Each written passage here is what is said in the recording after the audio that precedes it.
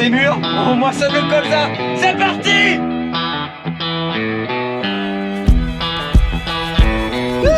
Et non, ceci n'est pas une bouteille de gin, ceci est de l'eau. Je viens de bourrer le batteur.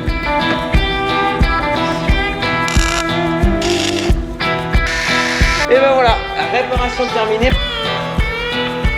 Impeccable, les boissons de blé, c'est lancé.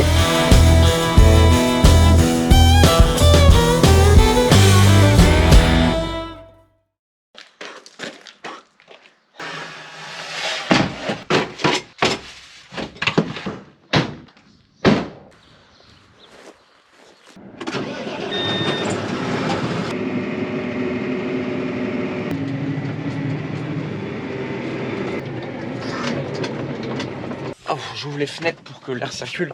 Les amis, si vous me trouvez un peu mou et peut-être un peu moins entrain que d'habitude, c'est pas parce que ça va pas ou quoi que ce soit. C'est juste qu'il fait tellement chaud que ça assomme en fait. Ça te cuit complètement, ça te fatigue. Le moindre effort que tu fais, ça t'épuise. Oh la chaleur. Oh et l'odeur, je vous raconte pas l'odeur qui va avec. Bon.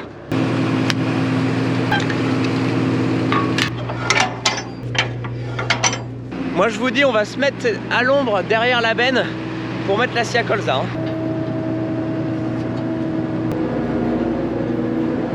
Salut tout le monde, j'espère que vous allez bien. Donc aujourd'hui nous sommes le 12 juillet et ben on reprend la batteuse pour entamer une nouvelle culture pour les moissons 2022. Aujourd'hui c'est les moissons de maïs 2022. Je suis vraiment super drôle comme mec. Oh vache. J'ai repris la batteuse où je l'avais laissée après les orges. Donc là, comme vous le doutez, on va essayer de commencer les colza. 12 juillet, c'est vraiment tôt pour faire du colza. On n'a pas l'habitude de faire ça, mais là, c'est une variété de colza assez particulière, comme j'avais dit dans ma vidéo précédente. En fait, c'est du colza érucique. Et les variétés de colza érucique, en fait, sont tout simplement plus précoces que les colza qu'on a l'habitude de faire. Donc, ce qui fait qu'on a avancé en date de récolte. Et de toute façon, cette année, toutes les cultures confondues sont avancées en date de récolte. C'est quand même affolant.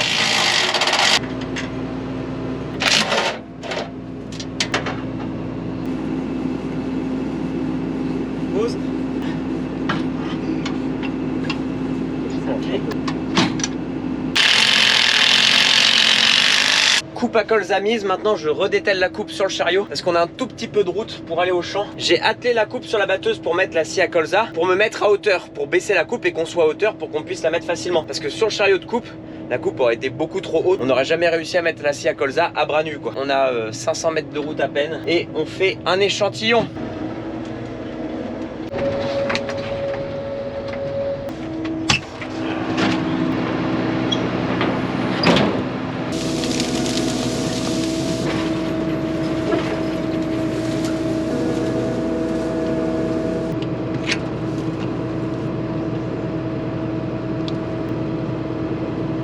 Là les amis, on va activer le broyeur. La clé magique. C'est bon. Il était pas très serré. Je resserre. Ouais. Voilà, c'est bon. Donc là, comme on change de culture, on change quasiment tous nos réglages. Du coup, je vais regarder dans l'ordinateur quel réglage je dois adapter. Pour mon colza, grille supérieure 5. Grille inférieure 4. Hop, là ouais. Donc là, réglage espace batteur contre batteur. Maintenant, on met en route la machinerie. Bah, on va faire les réglages machinerie. Donc rotation batteur, des vents et apprentissage du broyeur. Donc ça va bien moins vite que quand c'est de l'orge quoi. On passe de 1400 tours à 900 tours. On remet à zéro le compteur d'hectares parce qu'on n'est plus chez Bruno ici. Et bah c'est parti pour l'échantillon. Bon bah ça avale bien.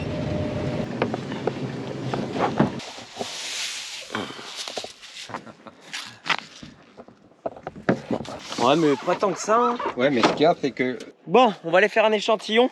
Alors normalement pour savoir si c'est mûr, on regarde un peu les grains et s'il y a un peu de grains violets encore, bah c'est que c'est pas tout à fait mûr. Normalement tous les grains doivent bien être noirs. Là il n'y a pas trop de grains violets, mais en colza érucique, ce phénomène de grains violets, faut y faire d'autant plus attention qu'en colza normal, même si on est en dessous du pourcentage d'humidité. S'il y a quelques grains violets, c'est embêtant parce que, comme son nom l'indique, va à la filière érucique. Il y a du coup un test qui est fait sur ce grain là pour voir s'il va en filière ou non. Et il faut savoir que sur les grains violets, le test il ne passe pas parce que ça n'arrive pas à calculer le taux d'acide érucique qu'il y a dans les grains violets. Il y a un client qui nous a appelé ce matin, Vincent, pour faire son blé. Il trouvait son blé assez mûr. Un blé mûr au 12 juillet chez moi.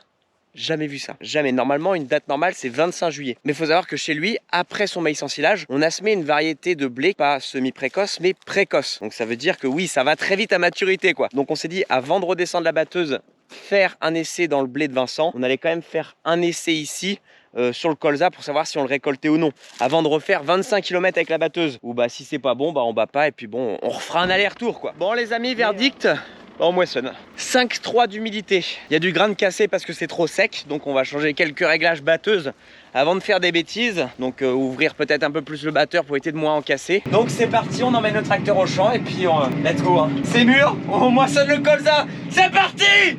Allez, let's go!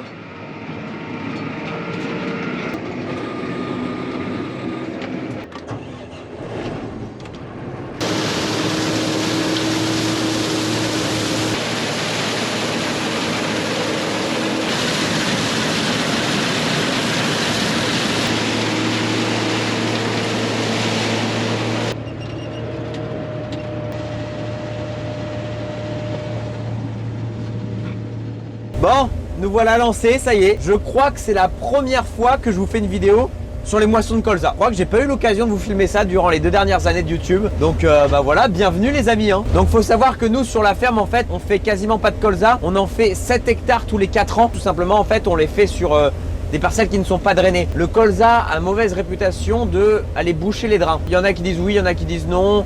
Il y a des techniques pour éviter. Mais nous l'année prochaine on va semer 20 hectares de colza. Donc bon ça y est, on est en train de se dire on va quand même essayer de faire du colza malgré qu'on ait des parcelles drainées. Mais ici nous sommes chez un client et chez ce client là on fait du colza tous les ans. Mais j'ai pas eu l'occasion de vous filmer ça pour le moment. Et là en l'occurrence on a 8 hectares de colza à faire. Donc une parcelle de 5 hectares et une parcelle de 3 hectares. Les 2 parcelles sont collées. Donc ça va se faire plutôt bien. L'objectif de ce soir c'est de faire la parcelle de 5 hectares et on finira tranquillement demain avec la parcelle de 3. On remplit tranquillement la 24 tonnes ce soir et puis on ira la livrer demain matin avant de recommencer. Donc pour finir, j'étais plutôt sceptique sur le fait qu'on allait battre aujourd'hui. Je pensais que ça serait trop juste. Non, hein, 5-2 les amis. Hein. C'est pas de la fausse maturité, je pense pas, parce que c'est vrai qu'il fait chaud. On pourrait croire à de la fausse maturité. Qu'est-ce que la fausse maturité? C'est quand en fait il fait très très chaud comme ça les journées, comme on a en ce moment. Ça cuit complètement la graine. C'est-à-dire que sur le papier elle est très sèche, il y a très peu de pourcentage d'humidité. Le soir, quand ta culture est en tas, quand tu as ton tas de grains à la ferme, ça regagne des points d'humidité et ton tas devient humide parce que c'est pas assez mûr. Donc ça c'est ce qu'on appelle une fausse maturité. Sur le papier en pleine chaleur, la journée c'est sec, mais le soir en tas, ça reprend de l'humidité. Donc là je pense pas que ça soit ça parce qu'il y a très très peu de grains violets. C'est que c'est mûr. Et comme dit David Forge, il dit ça dans sa vidéo, il dit que les gousses qui sont en bas des pieds de colza, faut appuyer un peu à la main et si elle s'éclate, si elle s'ouvre bien, c'est que c'est mûr. Et là, entre autres, c'est le cas. On espère faire 40 quintaux, on finit ça demain, après-demain ou après-après-demain, on est chez le client à essayer de faire le blé. On verra bien. J'ai ma scie à colza là-bas qui s'est arrêtée. Tout simplement parce que ça a bourré au niveau de la scie à colza et quand ça force de trop, il y a un fusible de sécurité pour éviter que ça force et que ça casse des dents. Il y a un fusible qui crame et qui éteint la scie à colza. Du coup, j'ai ma boîte à fusible ici. On a fait en sorte de ressortir le fusible. Ouais, vous voyez, il est cramé. Je sais pas si vous voyez la caméra. On en prend un nouveau.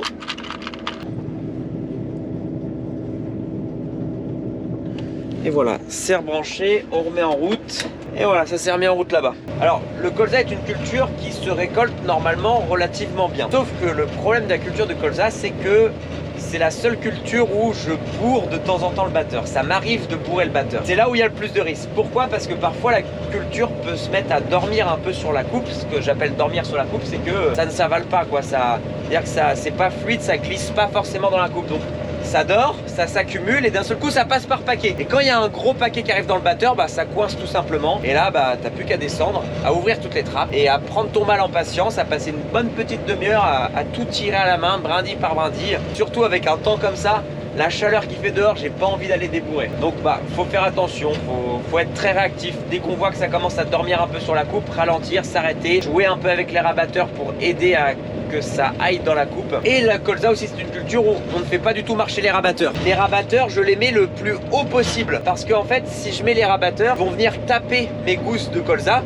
et ça va tout simplement les égrener, ça va égrener le colza. Du coup, en fait, mon colza va se retrouver par terre sur le sol avant qu'il arrive dans la coupe. Je viens de bourrer à la vis, les amis, et j'ai de la chance que c'est bourré à la vis parce que c'est pas méchant. J'ai un bouton ici où j'appuie et hop, ça me fait faire une marche arrière à la vis, donc ça ressort tout en fait, marche arrière au convoyeur à la vis. Et je préfère que ça bourre à la vis avant d'arriver au batteur et que ça bourre au batteur, parce que là, si ça arrivait au batteur, c'était sûr que ça bourrait. Donc j'ai eu de la chance. Là, c'est parce que je suis sur les bords de champ là, et il y a un peu de verdure, tout ça, de mauvaises herbes, donc ça passe pas trop bien.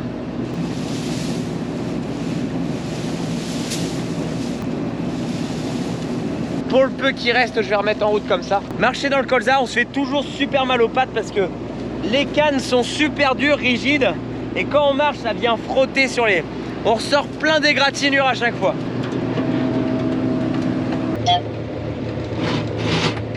Et voilà, pas de bourrage, c'est reparti. Alors là, je suis arrivé en plein milieu du champ et je peux vous dire qu'il y a de la marchandise, les amis. Ah là, j'ai ralenti d'une vitesse. Là, je suis content. Je suis content quand ça se passe comme ça.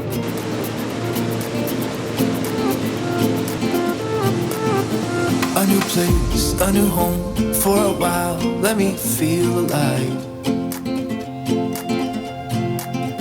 Nothing to hold me back, take my time, just enjoy the ride. A new man passing by, life is good, best I've ever felt. Get me up, somewhere new, somewhere I can find myself. Oh, I feel so alive.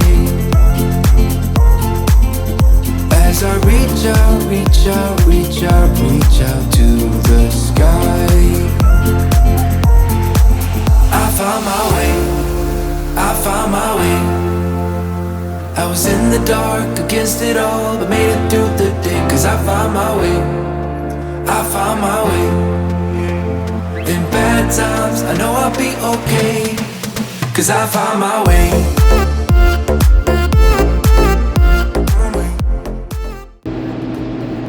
On est venu me rendre visite. Les amis, on a Marine qui est venue me rendre visite. Donc Marine, je vous en parle souvent dans mes vidéos.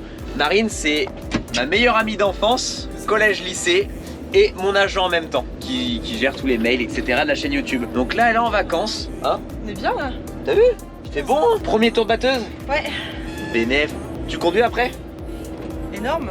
Ouais. Alors, t'as rien à savoir, parce que s'il se passe un truc, je reprends les commandes 2, 3. Voilà. L'axe à gauche, forcément, ça soit toujours à peu près à ras de la culture, tu vois ce que je veux dire? Là, c'est ton levier pour accélérer, reculer. Donc, s'il y a un problème, tu le mets tout en arrière, enfin, tu le mets au milieu, quoi. Tu tires en arrière. Ça? Ouais. Mais ce qui est le plus dur quand on débute, c'est d'aller droit. Parce que souvent, on n'a pas trop le gabarit de la machine et on fait des droites-gauche, droite-gauche, droite-gauche. Donc, ce que je faisais un peu tout à l'heure. Et tu changes de métier maintenant ou quoi? Allez. Salut. T'as l'air concentré, tu te dis pas une vanne ni rien. Frère, j'étais en mode zigzag là aussi. Pousse ton manche à fond, comme ça. Ok, let's go. Juste là? Ouais. Là maintenant là. Faut ralentir, madame. Attends, ça va pas du tout là. Là, tu fais une impulsion ici. Où ça? Le même bouton. Là? Ouais, vas-y. Et là, tu te laisses gérer. Bon, je reprends les rênes. Let's go! Bon, bah voilà les petits potes, hein. On a fait conduire Marine. Les amis, c'est vraiment pas des blagues, hein. C'est vraiment pas des clichés que les agriculteurs, nous sommes des alcooliques. Allez, à la vôtre. Et non, c'est de l'eau. Et non, ceci est pas une bouteille de gin, ceci est de l'eau. Tout simplement, on avait plus de bouteilles d'eau à la maison. Bah du coup, on recycle, hein. C'est bien de l'eau qui est là-dedans. Bah, c'est pas du gin, hein, mais à la vôtre quand même. Ouais, 23 tonnes, hein. Moi, je mets la batteuse là-bas. Bon, bah, chant terminé, les amis. Donc, j'irai livrer la benne demain matin. Batteuse fermée, clé récupérée qu'on n'oubliera pas demain. On met le coupe batterie et on récupère les clés. Tout ça, ça évite de se le faire voler, tout simplement. Si, j'ai oublié de fermer la trémie. On la ferme pour la nuit.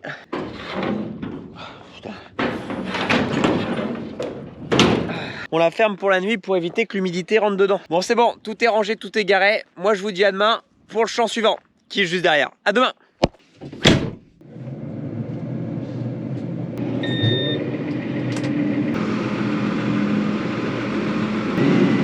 Allez hop. Rebonjour tout le monde, donc ce matin reprise du chantier, là il est quasiment 11h, il est 11h. Programme d'aujourd'hui, livraison de la benne, on va finir les 3 hectares, il y en a pour 2 heures. Ensuite on enlève la scie à colza, on décroche la coupe, on rentre à la ferme et je fais une grosse préparation batteuse pour demain, essayer dans le blé. Ah là ça grimpe, le 830 il en chie là. Ça l'a 5 minutes là, ça va le décrasser, c'est bien. Oh ouais pétard, la bascule est étroite. C'est la première fois que je vais livrer à ce dépôt parce que le client chez qui on travaille il a changé de dépôt, de coopérative, là on livre chez Natup. C'est pas large la bascule, c'est pas large. Puis il y a des poteaux de chaque côté, ça va pas être évident. Les amis, ça me dit 41 tonnes. J'espère que toute la benne y est... Ah, je suis pas très droit. Bon, ça le fait.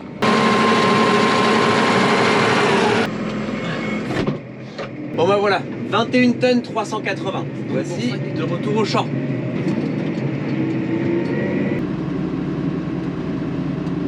Bon. Je viens de bourrer le batteur. Là, je suis bord de haie dans du très vert, du pas mûr, donc je passe quand même. Dans ces cas-là, marche arrière convoyeur pour déplier ce qu'il y a devant le batteur. On desserre le batteur à fond pour mettre l'ouverture au maximum. Et on essaie de rembrayer en espérant que ça passe, sinon ça va être à la main sous la batteuse. S'il vous plaît. Wouh! On serre le batteur. C'est du vert pas mûr, bord de haie là. C'était une zone humide ici et forcément c'est vert. Notre batteuse c'est facile de la bourrer parce que bah il n'y a pas d'APS. C'est le système de battage le plus simple qui existe. Il y a juste un batteur et un tire-paille. Et puis c'est un petit batteur. Ça reste une petite machine. Vous l'entendez là, grogner là.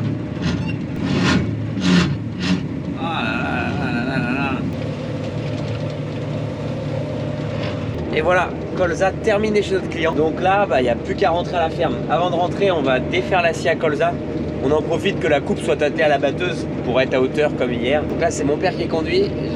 Il est venu me remplacer 10 minutes. J'ai piqué un petit somme de 10 minutes. Là, je m'endormais au volant. Toujours, moi. C'est toujours comme ça. Vers 14h, 14h30, j'ai toujours un moment où je pique du nez. Et ce que je fais à chaque fois, c'est que du coup, je fais une sieste de 5-10 minutes, mais vraiment pas plus. Et une fois ma sieste terminée, je peux enchaîner, je peux faire une nuit blanche, je peux travailler à fond. Et je m'endormirai plus, c'est sûr.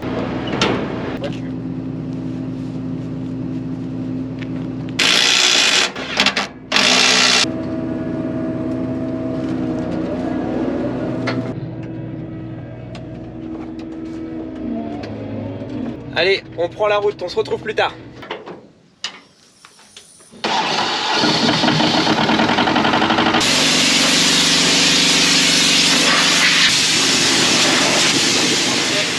J'ai récupéré le tracteur.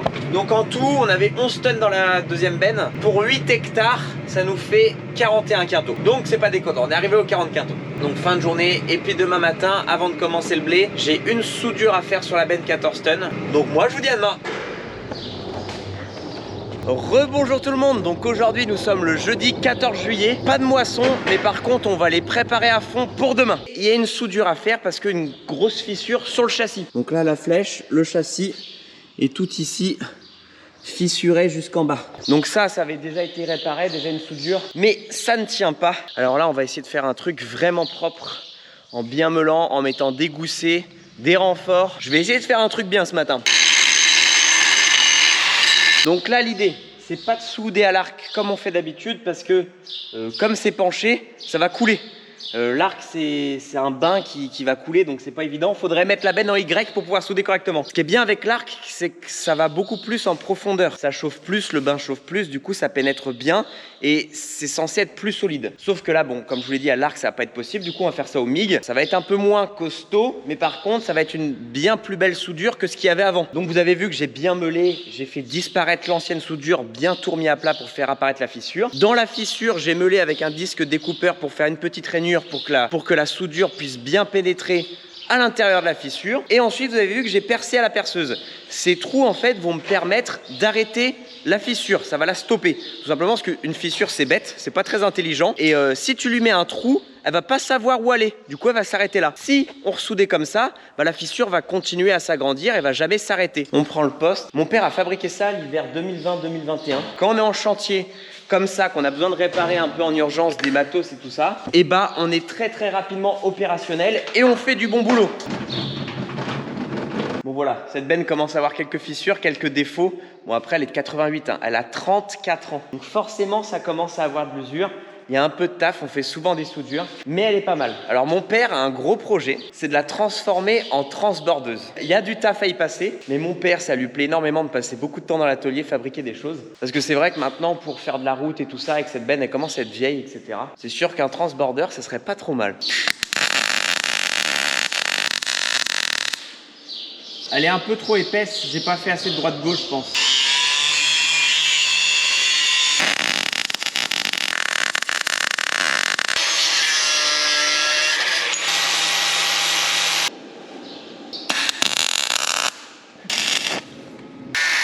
Et ben voilà, réparation terminée. Maintenant, il n'y a plus qu'à remettre les réhausses demain, il n'y en a pas pour longtemps, et à laver la benne.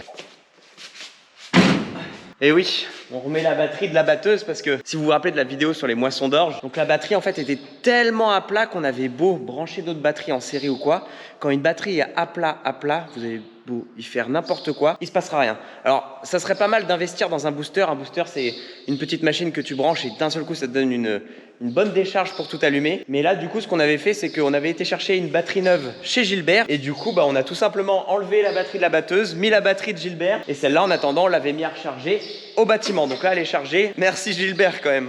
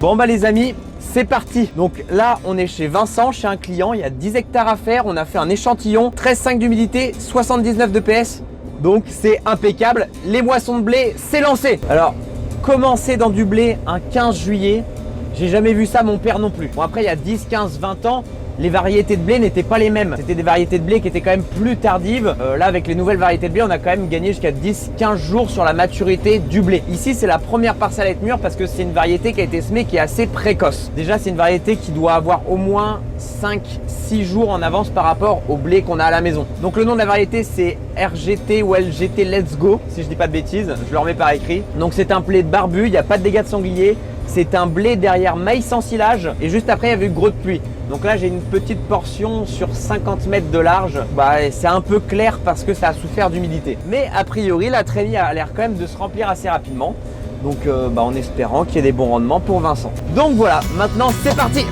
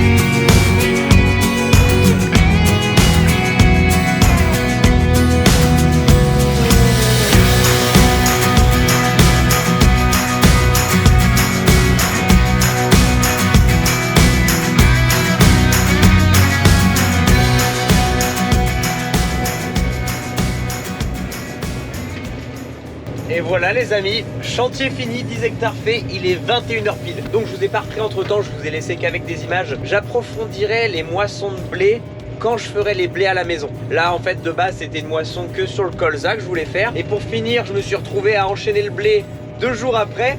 Donc bon bah, je me suis dit je vous embarque avec moi. Et demain moi on va commencer les moissons pour la maison. Parce que là depuis le début des moissons j'ai fait que chez des clients.